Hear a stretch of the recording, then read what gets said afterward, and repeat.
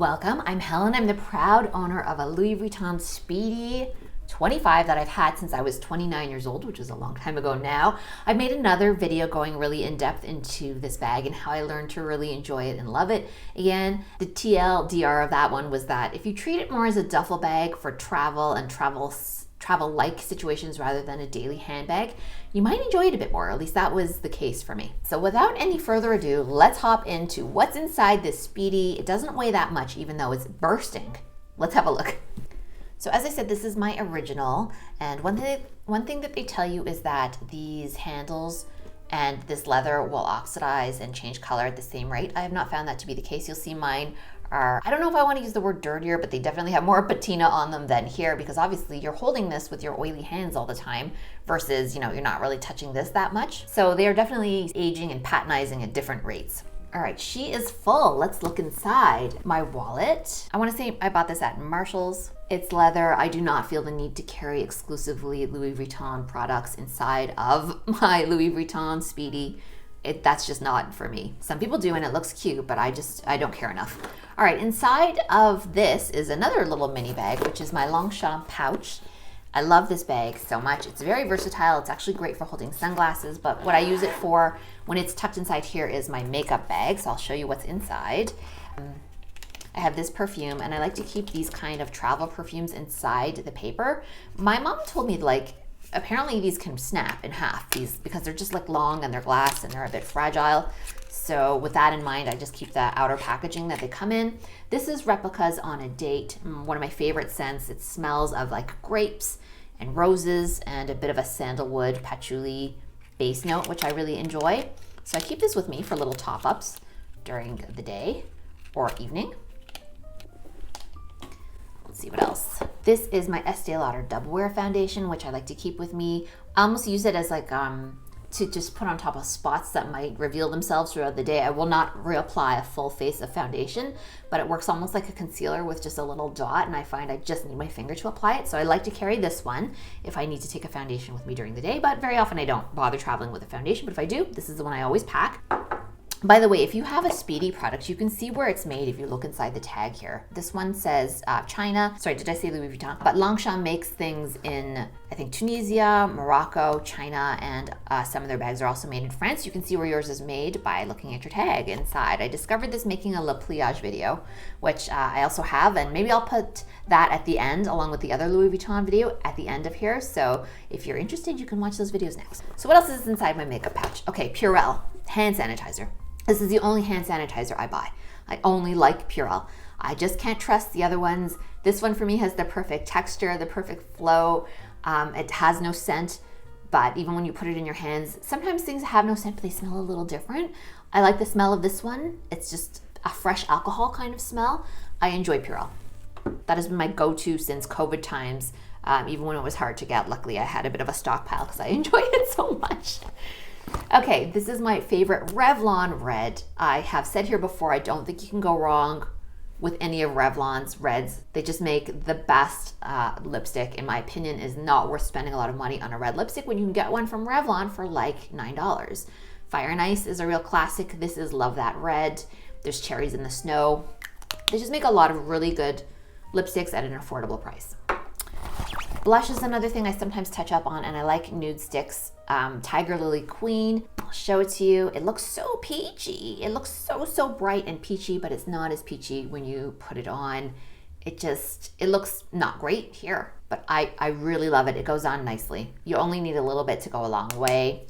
And it's got a little applicator brush too, so that's why this is perfect to take with you. Tiger Lily Queen, I think I saw this originally on the Hindash channel. He really favors this particular type of blush, or he did for a time, and I really enjoy it too. Highly recommend Nude Sticks Bloom. So any of these things that you can purchase, I will put down below in the description box, and I try also to put them in the comments as well. You'll find them in both places because it's harder and harder the way YouTube has made videos now for you to be able to get to the description box. Have you guys noticed that? It's like they're purposefully sort of obscuring it. So I don't know if you've noticed that or not, but I have, so I like to put them in both places now just because I know everybody can easily get to the comment section. So, okay, one last thing in here. Here it is. An Apple AirTag. I never had these before. My mom gave me 2 of them to travel to Miami with, and my goodness, are they ever useful. So you pop it in here, and then you can keep track of where this is at any time, just in case someone decides to steal it or something like that. Maybe you'll get a heads up, or if you heaven forbid, leave it behind somewhere, maybe you'll get lucky and be able to find it. But I like to put it in this pouch just because I like it to be a bit more obscured than rather just leaving it around, like just floating around inside the bag. Or someone will just stick their hand in there and pluck it out, which is obviously what we want. We want it to be a little bit more hidden to give us a little bit of time just in case something gets stolen, especially a purse like this. This is the thing about people and their expensive handbags. I'll only carry mine if I feel like I'm going to be in a safe environment. I do not flaunt my things to people in general. Like, I live in a very safe city. It's Toronto, but you just never know when someone gets a notion in their head they're going to yank a bag straight out of your hand. It has happened. So I'll wear it when I'm mostly going to be in my car and just leave. As I've said before in the video that I told you about, I like to take it with me, like visiting someone's house. Safer scenarios like that. I think that that's something that people don't talk about enough. They just show off their handbags, and without mentioning that they're often very highly impractical to take to a lot of places with you, just because you make yourself a target and you don't want to do that, right? Okay, what else is in here? Okay, do you guys know what this is? Well, I'm going to keep it this way because I don't want you to see the prescription name and stuff like that. This is my son's EpiPen, and I carry a spare with me, especially if I'm going to be traveling. If I'm on a plane, you'll definitely find 2 on me and 2 on him as well. He has a very severe allergy to peanuts and all tree nuts, so I always have one of these on me. You might think, oh, it could poke somebody like that. No, it's encased actually. So it is encased here inside, and I'll just show you. So there it is uncased if you wanted to use it. But otherwise it stays in its nice case like this. People always ask me, have I ever had to use this on him? Yes, I did have to use it on him once. The big problem with EpiPens is that people delay using them, and they're afraid to use them. Don't be afraid. If you need to use it on someone, use it on someone. Remember, blue to the sky when you take the cap off, orange to the thigh. So this is the part that goes in. So if you don't know how to use an EpiPen, just stop this video right now, go learn how to use one, because you just never know when you might have to use one on somebody. It is something everybody should know how to use, especially if you work with kids. If you don't know, go and refresh yourself. And in fact, maybe I will add a link to that as well, like a video showing you how to use it, because that's my public service announcement for the day. Very, very important, life-saving medication for people. And if you don't know how to use it, you should. Okay, sorry, I didn't mean to turn that into a severe allergy TED Talk, but while I have your attention, I thought that could be worth mentioning. Just keys, just boring old house keys. I don't know what to say. There's nothing fancy about this tag. I keep my other tags on here as well. I have this TJ Maxx, which you guys might get a kick out of, and I tried to use this in Miami. I'm Canadian, and this works in Canada, but TJ Maxx, Marshalls, Home Goods, or is it called Home Sense there? I can't remember.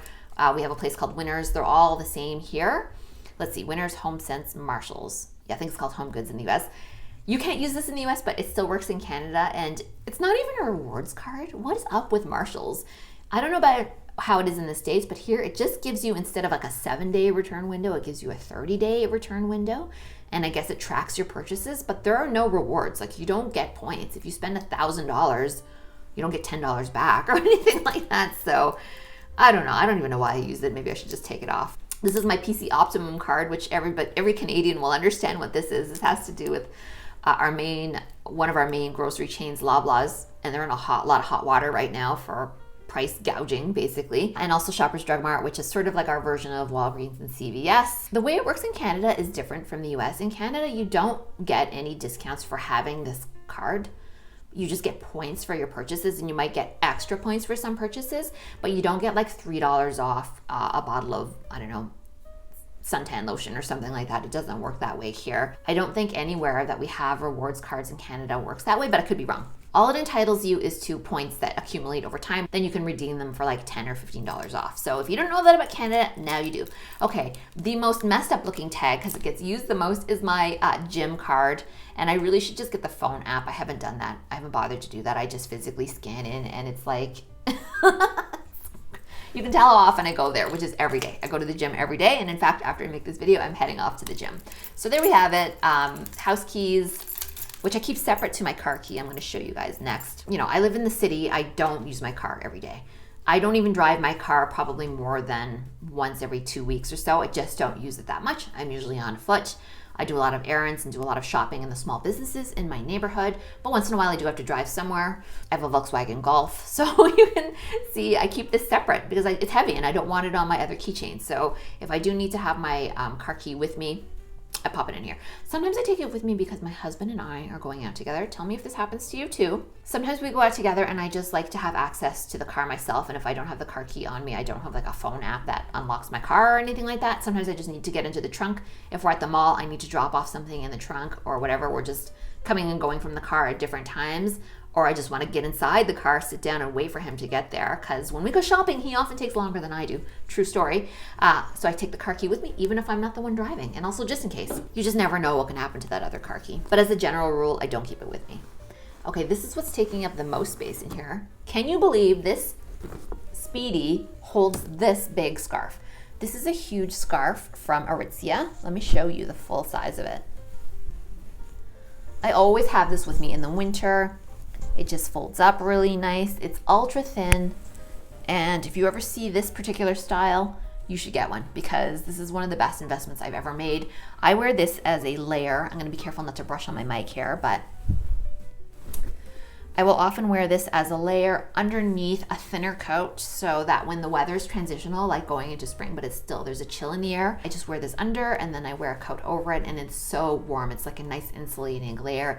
And full disclosure, sometimes I wear it around the house if it's like a drafty cold day because I live in a drafty old Edwardian era home. So the amazing thing about the Speedy is that it's almost like a miniature duffel bag and you can fit this in here among all those other things that you've seen with me, and it still would hold more. Okay, last but not least, reading material. And so the last thing that's in here is my e-reader. This is a Kobo. I am reading Technically Yours, which is a pretty cute romance so far. I just love to have a book or e-reader with me at all times. I am just that person. Reading is a very important part of my life.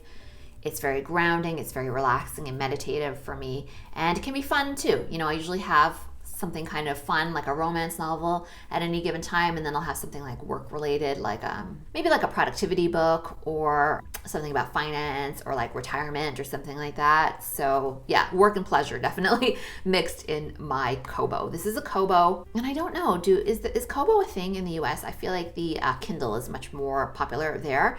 We have this affiliated with our major bookstore, which is Indigo.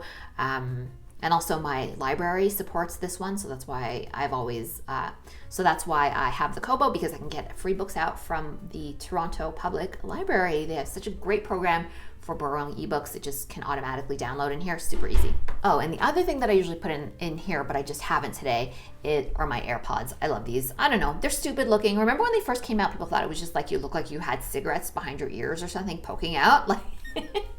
But they become completely ubiquitous and I love them. I don't know, I wear them to the gym every single day. I love wearing them when I'm chopping vegetables for dinner, just like a huge part of my life right now. So that is all what was inside my Speedy 25. It has a side pouch here, a slit pouch, and I don't really use this pouch, to be completely honest. I don't know why, I just don't.